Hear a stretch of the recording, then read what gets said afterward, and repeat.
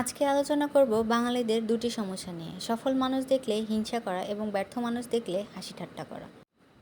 সফল মানুষ দেখলে অনেকেই পেছনে পড়ে থাকে, নিজের জীবনের ব্যর্থতা ঢাকতে গিয়ে হিংসা করে।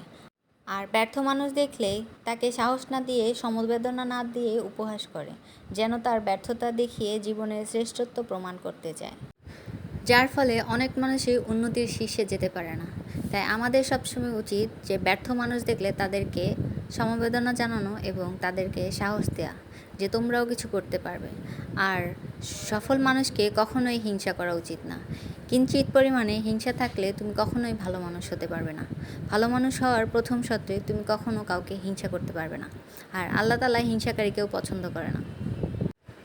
আর অনেক সময় বলা হয় বাঙালি জাতি অলস জাতি। বাঙালি জাতি অলস জাতি হওয়ার পিছনে মূল কারণ হচ্ছে বাঙালি জাতি অবসর সময় মানুষকে নিয়ে সমালোচনা করতে খুব পছন্দ করে, হিংসা করতে খুব পছন্দ করে। মানুষকে কিভাবে নিচে টেনে নামানো যায় সেই কাজ করতেই তারা ব্যস্ত থাকে। তাই তারা কখনোই ভালো কাজ করতে ব্যস্ত থাকে না।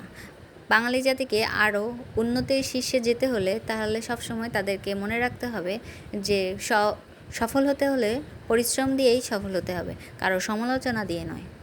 তো বাঙালি জাতিকে নিয়ে অনেক কথাই বলা হলো। এখন আমরা আছি মাছে ভাতে বাঙালিদের কথা নিয়ে। আমাদের বাঙালি জাতি মাছ ভাত খেতে খুব পছন্দ করে। তাই আজকে আমি আপনাদেরকে এক ঢেলে দুই পাখি মারার ব্যবস্থা করলাম।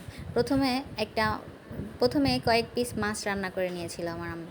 তো ভাবলাম যে আজকে কেন না লাউ খাওয়া যায়, মাছ থাকলে তো লাউ রান্না করলে আরও বেশি মজা হয়। তো ভাবলাম যে একটু লাউ রান্না করে নেওয়া হোক। তো মাছের মাথা এবং লেজ দিয়ে লাউ রান্না করে ফেললাম। লাউটা অনেক বেশি কচি ছিল, যার জন্য লাউটা দেখা যায় পানি না দিতেই লাউটা অনেকটা গলে গেছে। তো প্রথমে একটা কড়াইয়ে কিছুটা পেঁয়াজ দিয়ে পেঁয়াজটাকে একটু ভেজে নিয়ে তারপর আমি সেখানে সামান্য কিছু পরিমাণে রসুন দিয়ে দিয়েছি। তারপর একে একে মাছের মাথাটা দিয়ে কিছুক্ষণ কষিয়ে, মশলা দিয়ে কষিয়ে তারপর লাউগুলো দিয়ে দিয়েছি।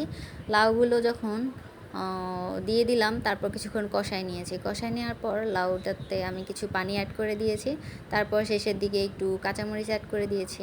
তো এভাবে আমার লাউ রান্না শেষ। আল্লাহ হাফেজ।